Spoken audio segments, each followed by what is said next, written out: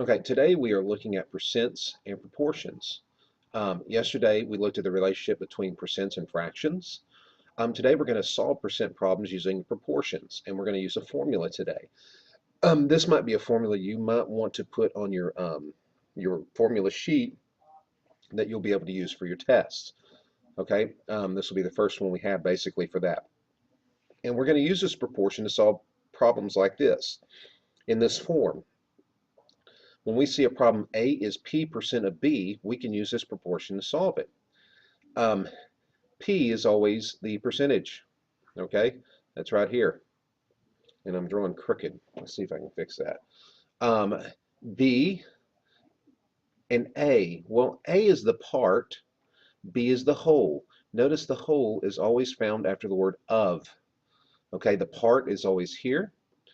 Um, B or the whole is after the word of. So we're matching, it's just like we set up proportions last chapter. We match part to part. Okay, the whole is here, the whole is here. The part is here, the part is here. Okay, does that make sense? So we're going to look at this problem. What percent of 7 is 4? Well, actually what we're looking for is the percentage, right? So we're looking for P. So we need to place 7 and 4 in its proper place over here. Well, remember I said after the word of is the whole. B is the whole, represents the whole. 4 represents the part. So it's going to be 4 over 7 equals P over 100. Okay? So we multiply, we can cross multiply because we have an equal sign here. So I get 400 equals 7P. And if I divide both sides by 7, I get P is equal to, that's going to be about 57 point something. We're just going to round it off and say 57%. And that's the answer to our problem. Okay, next page. What percent of 72 is 54? Again, we're going to use A over B equals P over 100. And we're going to fill in the blanks here. We're looking for percent. So the whole is here. That's B. The part is here. That's A. Okay. A is 54. B is 72. And that equals P over 100. Okay, I can cross multiply. I get 5400 equals 72P. And I'm going to divide 5400 by 72. And that's going to give me 75. So this would be 75%. Okay, again here, I'm just going to use this. I'm not going to rewrite this here. We're going to use the same formula for all of them. Okay, the whole is here, the part is here. We're looking for the percent. So I get 25 over 60 equals P over 100. Cross multiply, 60P equals 2500. Okay, divide 2500 by 60, and we get 41.6. That's about, it's 41.6 repeating, which is 41, I'm sorry, I didn't want to write that. We're going to do 41 and, let's just fix this, 41 and 2/3%. Or you can write 0.6 repeating percent. Either way, well, I mean, we could do it like that also. Okay, and make sure we put the percent sign there. Again, what percent of 90 is 40? The part is 40. The whole is 90. The part is a percent over here. The whole is 100. Cross multiply 90P equals 4,000. Divide 4,000 by 90. And we get 44.4 repeating. So we're just going to write it as 44.4 repeating percent. Okay, what percent of 35 is 7? Well, that's 7 over 35 equals P over 100. I get 700 equals 35P. Divide both sides by 35. And that's going to give us 20. That's going to give us 20%. Okay, easy enough. Moving on. Okay, use a proportion to solve. We're going to do the same thing. We're just looking for something different. What number is 24% of 200? Again, we're going to use this formula, A over B. That's a terrible A, but it's an A. Equals P over 100. Okay, now A is the part, B is the whole. The question is, we know where 24% goes. It goes where the P is. That's 24 over 100. Okay, we need to know what we're looking for, the part of the whole. Well, remember I said the whole is always after the word of. Okay, so this is here, we're looking for the part, which is A. So we can cross multiply. 100A equals 4,800. Okay, now we're going to divide 4,800 by 100, and we should get 48% when we do that. Okay, simply divide both sides by 100, just like this. Zeros cancel, we get 48. I'm sorry, it's not 40. We're not looking for percent. Bad, my bad. We're looking for the part, and it's 48. A is equal to 48. What number is 18% of 50? Again, they give us the whole, and they give us a percentage. So we're looking for A.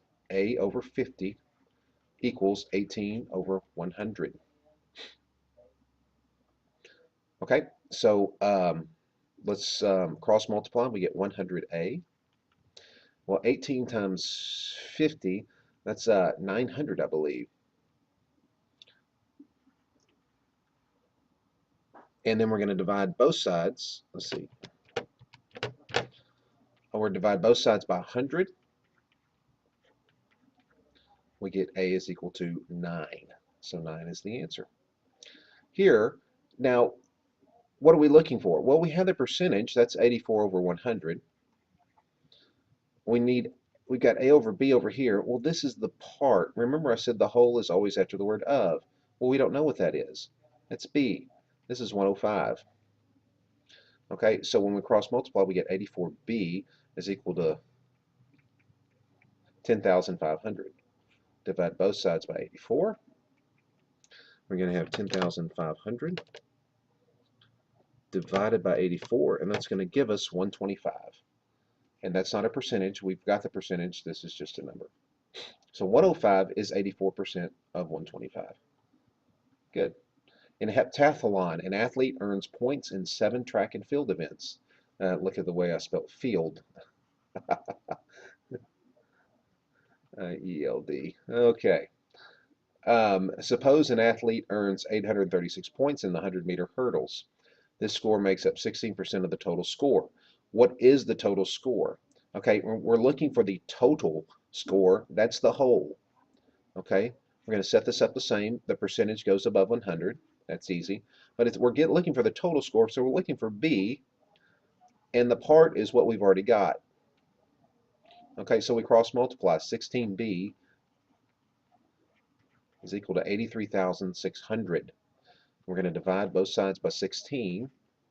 So 83,600 divided by 16, that's going to equal 5,225 points.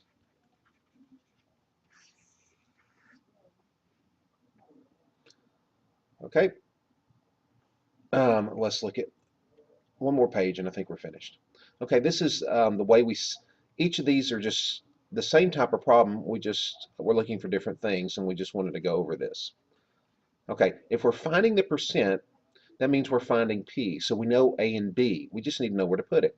I'm just going to set these up. We're not going to solve them. So what percent of 48 is 12? Well, of 48, that's the whole. 12 is the part. A is the part. B is the whole. So I would set it up like this. Then I would cross multiply, and I would find out what P is. P is the percent. I'd have to put the percent sign. The next type of problem we'll do is when we're finding a part. Okay, not the whole, but the part. What number is 15% of 80? Remember, 80 is the whole. It goes on bottom. So we're looking for A here. We know P is 15. That's over 100. I would cross multiply and then solve for A. Okay. The next one we're finding the whole or the base. Okay, 20 is 30% of what number? Well, this is B. It's always after the word of. Okay, of. This is 30. We know where the percent goes. 20 is the part. B is the whole. That's what we're looking for.